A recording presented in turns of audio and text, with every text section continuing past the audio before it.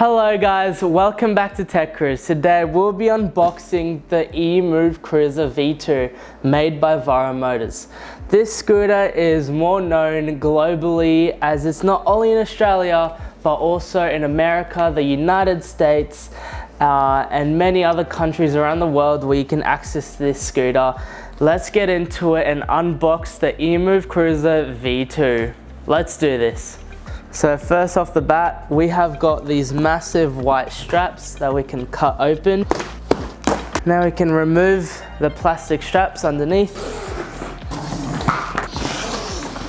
Now let's unbox this. So as you can already tell, there is a lot of packaging in this. We have all this foam inside to keep it nice and safe. We can already see the amazing glacier white color on the scooter. I really love the color already. We've got more foam pads for safety. What have we got here? Certificate of Origin of Vehicle. Fancy. We'll open this up, just why not? So as you can see, we have a certificate of origin for a vehicle, which I've never seen before from a scooter company before. So this is so cool. It comes up with all the vehicle general information, the product parameter, so all about the actual product itself. And obviously it's branded Vara Motors. Then we've also got a scooter QC sheet, which is a checkup on pretty much everything that is on the scooter. A couple examples are check for scratches, dents, defects, brake levers, grips and stuff like that. Then we've also got a dear valued customer, thank you for your purchase. Your support means a lot to us. We hope we serve you again in the near future. And then it has a barcode and talk to someone 24/7. So that means they have 24/7 support from Vara Motors. And then we've got a history and user manual for all of your settings inside the scooter and pretty much every step-by-step thing to set up the scooter. Now moving the booklets out of the way and getting into the cool stuff. Now we are looking at the Emove Cruiser V2. We have got this glacier white color scheme. I think it just looks dope. It looks insane, like the white color. I've never actually, to be honest, seen a white e-scooter before. I'm more used to seeing the darker colors, like the grays, the blacks, maybe some green or red, but never have I seen a white scooter before. Another thing that I've also realized straight away was that I thought this scooter was a lot smaller. Seeing all the reviews that I've already seen online, this thing looked like a mini scooter, like a little robust scooter that you can move around. Now looking at it, I kind of take that back. It's a big scooter. I thought it was gonna be short handlebars, small wheelbase and stuff like that. It is not small. Alrighty, let's get into it and try and safely maneuver the styrofoam out so we can unfold the scooter. Put the handlebar down somewhere safe. There we go. Put the styrofoam away. I have realized that there's a lot of nice padding around the scooter so it doesn't get damaged in transport. Let's unlock this thing. Okay, it has a lock mechanism by the looks of it. I can't unfold it. Let's take off more safety stuff. How do you open this?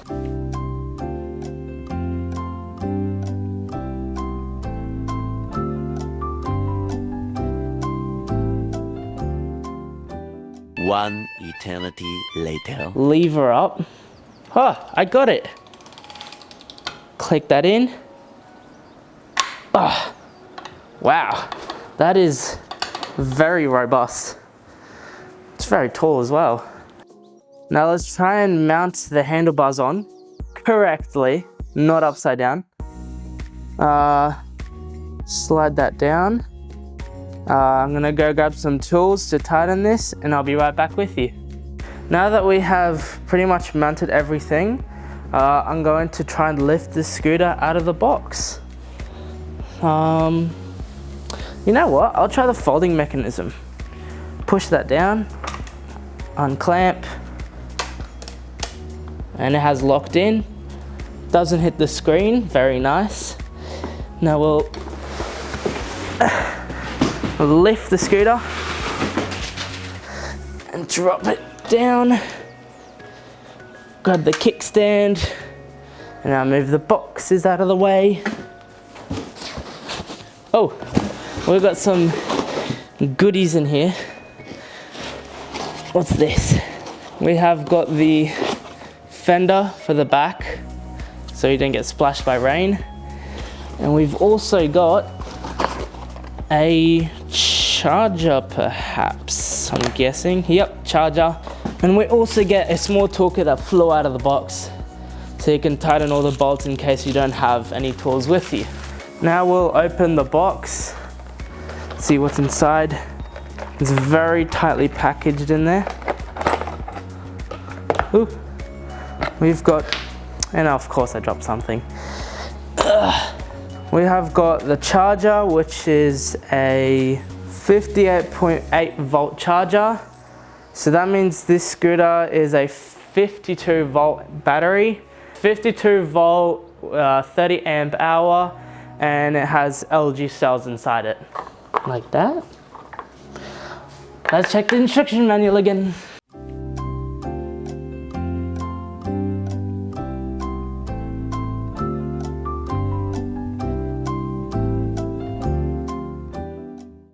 So the bracket is meant to go up like that.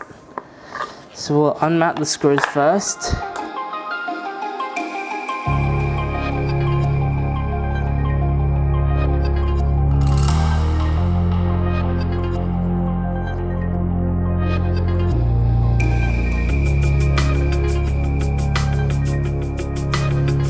There we go. Now the fender has been installed. Very robust. I don't think that's going anywhere. You can probably try lifting the whole scooter with it and it won't come off. That's a good thing. Now we'll unmount, or we'll unfold the scooter again. We'll pull this lever that's inside the stem, pull it all the way up and click it in.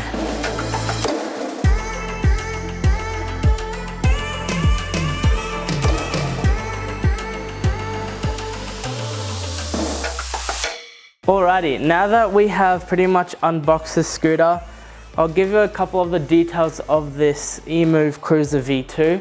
So first of all, we've got this nice handlebar section. I can definitely see that they've tried to put so many button modules in this one section, it's quite chaotic. So we've already got the horn, the indicators, lights, and then plus minus power button and mode button. So if this scooter has a power and mode button, I'm guessing there is P settings in this scooter. So I will be making a video hopefully on the P settings in this scooter. We have got straight away I've realized that we have got a thumb throttle here. So using our thumb we can accelerate. We've got very nice, comfortable grips. They have these flaps on the side. And then we've got cabled brakes. But by the looks of it, we have hydraulic reservoir at the bottom. So from what I know from my knowledge, I think they're called hybrid hydraulic brakes, as we have a line that goes all the way down, which is a cable, not hydraulics. But because at the bottom we have actual hydraulic brakes, which have like very powerful braking, it's pretty much like a hybrid mixed with like hydraulic and cable braking, which is definitely something else that I'm used to. I'm kind of wondering if, because the grip tape is only like half of the deck, I wonder how much your feet will actually slide on this deck, as like obviously you have it in the middle where your feet like stand like side to side. I wonder if this having no grip tape actually affects your ride quality. So I guess we'll find out later. We have got a single charging port by the looks of it right in the middle of the stem, so it's not at the bottom where like if you accidentally hit a curb or something and you smash your scooter into it, you can't physically scratch off the charging port as it's pretty much on the deck. So now to turn on the scooter, we're gonna use the power button, hold that, and as you can tell, we have a bright, very bright LCD screen. We have got all the necessary information. And now we'll turn on the lights. So by clicking the button on the button module, we have got our little light at the front. Doesn't seem very powerful we've only got 4 little diodes, but doesn't seem very bright. At the back, we've got this massive red light glooming in the back. I think it looks really cool. Indicator, we'll turn the right one.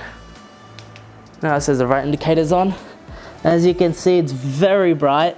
I mean, we pretty much own like a studio right now with studio lights, and you can clearly see this without any problems. So during the night time, that will be very nice and bright. You can probably also do hazard lights. If I turn on the other indicator, will they sync together? Yes, they will. Wow, that looks cool. And then at the back, we've got the brakes as well. And then we've got the suspension arms. I'll now do a mini suspension test by jumping on it. Wow, this deck is huge. Like, I honestly thought this scooter was a lot smaller. Now, standing on it, it's like there's so much real estate. Do a bit of bouncy action. Woo. Okay, the handlebars are also quite tall. They are adjustable, so that's a good thing. But very bouncy. At the back, from what I know, we have 1000 watt rear motor. This isn't a dual motor scooter, this is a single motor. And we've also got, 10-inch tires.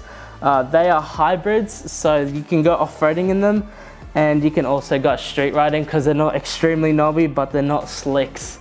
So you can pretty much go on any terrain with this scooter. So now, after unboxing this scooter, the next video will be a range test. The previous model, the Emove Cruiser, used to be renowned for its range. It used to be one of the top range models ever for the price point that you're paying for this scooter. So once we test this range test, that video will be released, and we'll find out if this really is the new king of range and for that price point that you're paying for, and if it really beats the older model with this new battery and the new motors and all this cool fancy stuff on the scooter. And as always, ride safe and keep exploring.